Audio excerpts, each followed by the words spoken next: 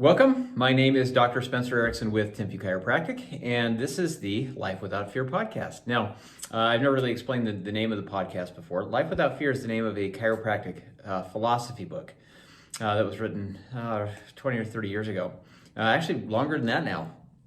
I've been in the profession for a little while now. So, Life Without Fear basically indicates that we don't need to worry so much about the things that we worry about with health. We have an innate ability to heal, an innate intelligence inside the body that we can rely on to propagate the healing processes in the body. So what we really need to do is facilitate that healing process, and that takes a lot of the fear out of the equation.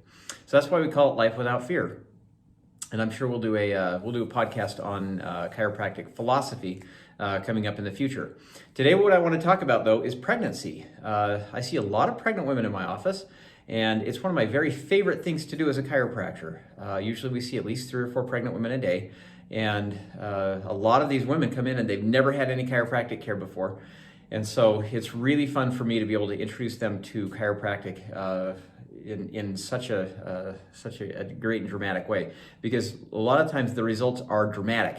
A woman comes in and she's got pain in the back of her hips, or she can't lay on her side or her shoulders, or the pubic bone, the pubic symphysis, and we do just an adjustment. And a lot of times, what I always say is, all right, go home and you're going to sleep better tonight, and let's follow up and see what we can get done with this. But pregnancy is a fairly large topic, and so we're going to get going on this. And I know that I'm going to forget things as I make these outlines. I know that I'm going to forget things as we go through. So if you have specific questions on anything, please let me know.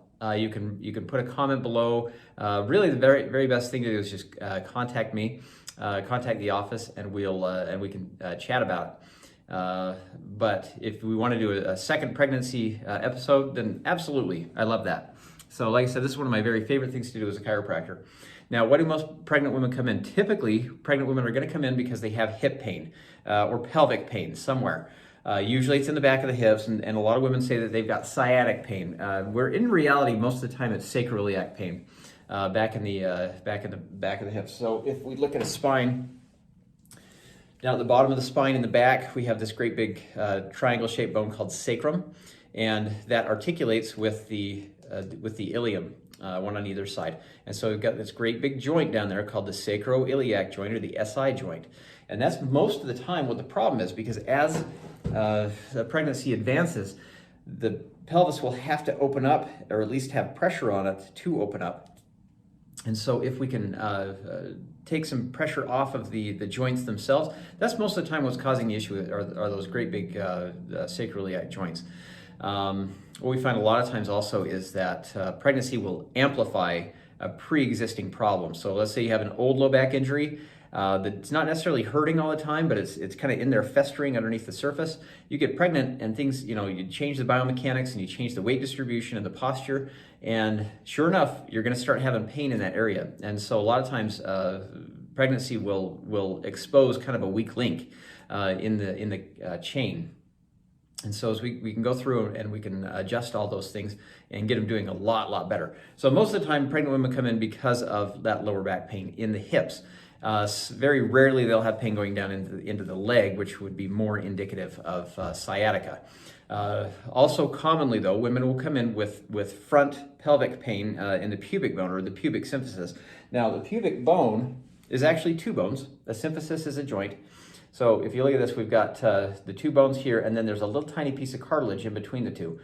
This is not a regular joint like what you have in your knuckles and in your neck. This is called a fibrocartilaginous joint.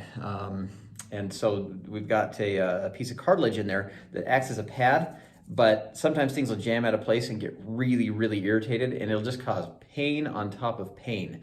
And the adjustment for that is super simple. I've had such remarkable results with SPD, symphysis pubis dysfunction, or pubic symphysis dysfunction. When they come into my office, a lot of times it's one adjustment and it's like 80 or 90% better. It's very rare that SPD doesn't get resolved really quickly in the office. It has happened before, but my goodness, is it rare. And so if you have SPD, or if you know somebody who's got pubic symphysis dysfunction, send them in.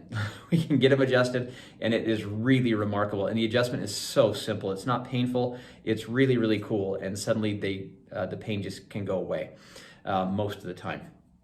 Now, what are my goals for adjusting pregnancy? One thing I always tell women when they come in, I have 2 goals. The first thing I want to do is make sure that you can function. If you have kids that you've got to carry around already, or if you're going to work, or if you have just regular responsibilities, or just sleeping well at night, to make sure that those things you're up to the task of doing those things comfortably. You want to make sure that you're able to function throughout your pregnancy. A lot of times, women, it can be as early as 15, 16 weeks. Usually it's 24 weeks, somewhere right around there. We start to get some discomfort, and it starts to affect those things like sleeping and like being able to carry your kids around and going to work and being able to function throughout the day. So really my first goal for pregnant women when they come in is to make sure they can function during the days. The second goal is we want to prep you for labor and delivery. Now this is it's kind of a really big deal when we talk about labor and delivery. Our personal experience, we have 3 kids, my wife and I, and her labors, now I know this is an exception, but this is really cool. Her labors were 4 hours and then 2.5 hours, and then we ended up doing 5 hours on the third baby, and there were different reasons for that. But she had very, very short and relatively easy labors. No labors necessarily really easy, but she wasn't agonizing for 12 to 24 hours, which is kind of the average that I hear when people come in, when women come in and when we talk about kind of prior pregnancies or their families' pregnancies or whatever. Yeah, it's usually 12 to 24 hours, sometimes as long as 48 hours. And so what we want to do is we want to minimize that. And there are very specific reasons that happens. If we have a pelvis that's trying to open up and allow a baby to pass through, or prepare to allow a baby to pass through, what will happen is things will just shift out of place. Just a little couple millimeters, and that can create speed bumps for that baby to get by. And so it can just take extra hours on hours to try to push that baby past those speed bumps. And so if we get the mechanics working properly and the joints are doing what they need to be doing, then it allows the baby to actually come out much, much more easily, which is far easier on the mom and far easier on the baby, which is also really a really important factor. So my second labor is we really want to prep you for labor and delivery. Now, what are the statistics? So the research that I've read on this, and some of the research varies a little bit. My personal experience, I believe that that getting adjusted throughout pregnancy dramatically reduces labor and delivery times. My guess would be upwards of 40 to 50%. What the research has actually told us is it's at least a third. It's at least about 33% increased swiftness, so decreased labor and delivery time. So getting adjusted has been proven in the literature to really, really improve labor and delivery. One thing that I read that just kind of preparing for this is that only about 6.5% of pregnant women will seek complementary care. And the most common modality of complementary care women will seek is massage. And massage can be super, super helpful. I highly, highly recommend, though, at least come in and get adjusted by a chiropractor, get checked. And so if we find things that are out of place, man, one adjustment makes such a difference. If things are moving well enough when we adjust it, it's just a night and day difference. That's why it's such a fun thing for me. So those are my goals with pregnancy. Now, let's see, we already talked about labor a little bit. Another reason that women will come in is because their baby is in a breech position. So breech position is when the baby is head up, and so you're going to be pushing out the bum and the feet. And we don't want that. It is entirely possible to do. Many babies have been born like that throughout the generations, but the preference is certainly that the head is down and the baby is facing backwards, so anterior. And so there's a technique that's become famous in chiropractic called Webster Technique. I'm certified in Webster Technique. The certification is done through the International Chiropractic Pediatric Association, or ICPA. And it's basically an evaluation and adjustive technique of the pelvis, specifically in that sacrum, in that tailbone down there. And so what happens is something called constraint. Now, constraint is a problem when the uterus or the pelvis or everything above, all the above, they get contorted into a position where it doesn't allow the baby to move freely inside the womb. And that's a problem because the baby needs to be able to turn at some point. Now, it's totally fine. Now, the number that I usually go by is about 32 weeks. Sometime right around 32 weeks, the baby should go from head up to head down. And that should happen relatively easily. Now, what'll happen if there's a constraint issue, there's either a miscommunication between the brain and the uterus, because the uterus is great, just basically a great big muscle. And sometimes it'll be spasming, and sometimes it just won't be relaxed enough. So either that's a problem, or the pelvis itself is not open enough, and things have twisted out of place, and so the baby tries to go head down. There's just no room to be there comfortably, and so the baby ends up going head up.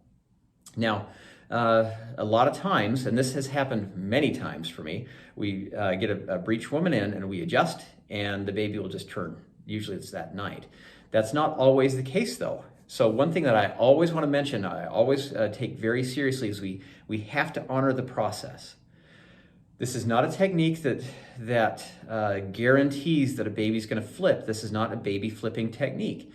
We don't do anything. When I adjust the pregnant mother, it never directly affects the baby. I'm not directly affecting the baby in any way. So I'm not pushing the baby. We're not forcing the baby in any position. All we're doing with an adjustment is opening up the pelvis and allowing things to happen in the very best possible ways, theoretically.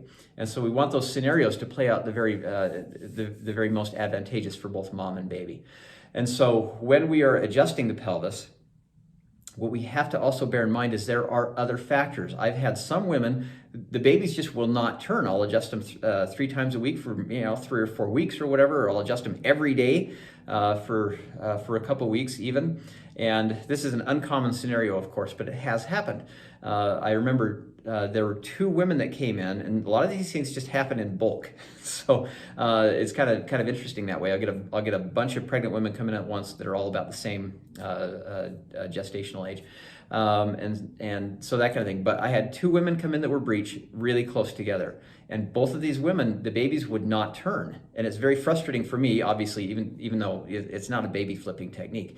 But I want to be sure that I'm doing my job to the best of my ability, and so I followed very closely as they're going through to make sure that we're getting everything adjusted properly, because it's frustrating when I don't get the results that I want. And so those babies didn't end up turning all the way through.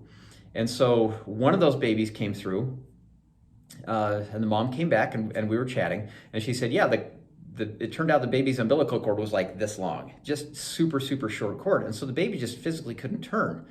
And so there was that. And then the other woman came through, and she said, yeah, my baby wouldn't turn, but we actually found out the cord was wrapped around his neck 3 times. And so that's why the baby wouldn't turn, because there's way too much pressure, and it was just too sketchy of a situation.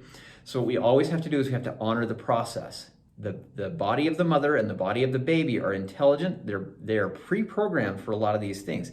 That's what we're talking about with this innate intelligence, the body's ability to heal itself and regulate itself. And so if there's a reason the baby's not turning, we have the opportunity just to say, okay, we're going to honor the process. We're going to do the very best that we can, and then let things play out the way that they're supposed to. There is such a thing as faith, and I do have faith that things turn out the way that they're supposed to. We do everything we can. I work very hard to be the very best adjuster and the best evaluator that I can be, and we apply the adjustments in the very best ways, but we always have to honor that process, because we don't get to make the decisions for the body. The body's smarter than we are as far as that stuff goes. Now, so that's kind of what Webster Technique is about. There are a lot of different ways to apply it, but usually it's fairly specific. And there are only, I'm going to say 3 or 4 different docs here in Utah Valley that are Webster certified. If you are currently going to a chiropractor, ask him to get Webster certified. This is not a competitive thing. We need as many docs, especially here in the Valley. We're very prolific here. We make a lot of kids. And so more women need to get adjusted while they're pregnant, and more chiropractors need to be confident in adjusting women. I remember one of my colleagues, he's an excellent chiropractor here, and he's very prominent. And we were chatting one day. He's like, oh yeah, by the way, my wife is pregnant. She's due in like 4 days, and she's breech. And I said, well, why haven't you adjusted her? He said, well, I've been adjusting her, but I don't know Webster. And so I said, send her over to my office. And this is one of those situations, and this is not, not necessarily to brag about my ability, but I put her on the table. She came the next day. I put her on the table. I adjusted her. We just evaluated her. It's a really simple adjustment, sent her home, and the baby turned that night. And she had a normal vaginal delivery that was not breech. And so this is just one of those great situations that turned out really beautifully the way that we hope for. But if you are going to a chiropractor currently, ask him to get Webster certified. It's really super easy. It's basically you spend a day in certification, and you're just applying things you already know to this beautiful process of pregnancy. And it's very specific, and it's really, really valuable. And so if you need to come in, if your doc is not Webster certified and you want to come in and get adjusted by me and then go back to your other chiropractor, that's great. Like I said, this is not a competitive issue. This is, there are plenty of people here in the Valley. Nobody that comes into my office is my patient. I don't own anybody. I take a lot of pride in what I do, and I work really hard to be the very best at what I do, but I can get fired just like everybody else. I'm an employee of the people that come in here. And so it's really, really important. If you are pregnant, just come in and get checked. Ask your doc to check you, or if he's not comfortable, come here, and then we can try to get your doc to get Webster certified as well. Now, we already talked a little bit about SPD, the symphysis pubis dysfunction. How often do I adjust a pregnant woman? That's kind of the best question, because I don't know. Every woman is different. Now, I'm going to be really honest and upfront. Most of the time when people come into my office, this is not a brand new issue, and this is not something that they're just like doing on a whim. That has happened where it's just like, yeah, I just want to make sure my pelvis is operating normally and that everything is going to go well for labor and delivery. I love that. Those are my favorite because these are proactive women who really have taken the pregnancy seriously. If you haven't done that, then this is not a dig on you. But most of the time, women are coming in after they've had problems for like 3 to 4 weeks at least. And they're like, this is not going away. And I know it's just going to get worse because I'm just getting bigger and heavier and everything's just changing that way. And so they finally come in. So a lot of times when a woman comes in, we have to chase down this problem because it's been there for a little while. So what I say is, all right, we're going to plan to adjust you 2, maybe 3 times in the first week. That may sound like a lot. Sometimes I don't understand that because this is issue a lot of times that has been there since prior to pregnancy. And so sometimes we do need to follow up with that. And so what we usually do is see how everything adjusts, and then I make a recommendation. Yeah, come back tomorrow or come back Monday, come back in 3 or 4 days. And so I really want to apply the adjustments in the most judicious way, but it's also got to be the most beneficial. There are reasons why you come into my office. And so I'm going to make recommendations based on getting you the very best results in the most quick fashion that I can. And so after that, after the first week, after we start to get a feel for how things are going, I have seen women twice a week throughout the entire pregnancy, starting at like 15 weeks before. I don't prefer that because we're not, we haven't taken x-rays, and I want to be very specific with what I'm adjusting. And we don't take x-rays of pregnant women, of course, because we don't need to. It's a different type of care that we're delivering. So some women are that frequent, but most women are not. Now, most of the time, it depends on kind of when we start too. Let's say we're starting somebody at 15 or 16 weeks. I'm going to say, all right, let's check you a couple of times, and then we're going to see how it goes. A lot of times we'll go to every couple of weeks. I've done once a month with some women, and it's been the perfect schedule until later on in the pregnancy. Pardon me. And so once a month, a lot of times it's once a week. So once a week or every 2 weeks, usually that's where we find ourselves most of the time. Just because, again, it's not about me, it's about figuring out the very best schedule so you get the results that you want, so you can be comfortable during the pregnancy, and so we can prep you for labor and delivery at the end. Now, as things progress, I've seen it go a couple of different ways. There's some women that come in and they're really early on and they're in a tremendous amount of pain, or just a fairly high level of pain. And it's a little bit hard to get under control. When that happens, we'll see them as we need to. Now, I've got a couple of gals right now that I'm working with, and we hit about 33, 34 weeks. And usually that's a turning point, somewhere between 30 and 34 weeks, but it's usually 32 to 34. If we've had a really easy pregnancy up to that point, sometimes things will start to escalate, and because things are changing. The breast tissue gets bigger still, the belly gets bigger still, and the body is tired. And so as we're going through that pregnancy, a lot of times things will escalate when it hits that, especially if they've had it pretty easy up to that point, maybe in the first or second pregnancy, and they're like, yeah, things are going really, really well. A lot of times things will escalate a little bit. It's like, yeah, I'm having a harder time sleeping. I'm having a harder time picking up my kids. I'm having a harder time being comfortable through the day. So what we'll do is we'll bump up the frequency of care a little bit.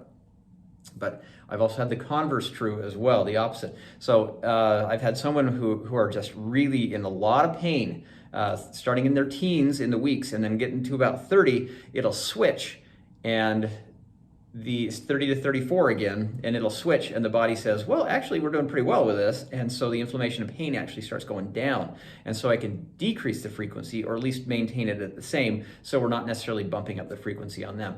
And so it's kind of it can switch one way or the other. And so if you're having a really difficult early part of the pregnancy, a lot of times that doesn't mean you have to have a more difficult end of the pregnancy. But if you're having a really easy beginning of the pregnancy, that doesn't necessarily mean the whole thing is going to be easier either. And so things will get serious a lot of times starting about between 30 and 34 weeks and until the end of the pregnancy.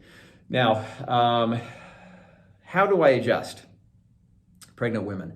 A lot of times I adjust pregnant women exactly the same as I adjust a non-pregnant woman. It's just the evaluation and then pushing things in different directions, depending on what we find in that evaluation. So I'm not going based off of x-rays where you have a degenerative disc or whatever that I'm adjusting over and over again. With pregnancy, we're evaluating basically every time and saying, okay, how are things looking today, and how do we adjust you most appropriately today?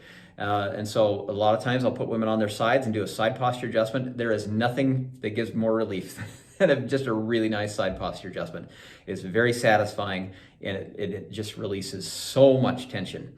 And so I love adjusting on your side. Now I also have a drop table. Sometimes that baby and that belly are just in the way, and I can't put somebody into a position like that. That's great. That's fine. We evaluate it. We put them, I have adjusting tools. I have lots of different ways that I can adjust. And so I even have no force adjusting techniques that I can use. And so really there should be no fear about getting adjusted, because we can do it very comfortably and very easily most of the time. The nice thing about relaxin, this hormone that allows everything to start to get lax and loose in the hips, that makes it usually really easy to adjust to. It's rare that I have a pregnant woman that's really difficult to adjust. We have them, but it does happen. But it's more rare to have that situation. And so adjusting a pregnant woman doesn't look a lot different than adjusting a non-pregnant woman. It's really about the evaluation, the specificity of the type and the specific movement of adjustment that we need to get for that pregnant body.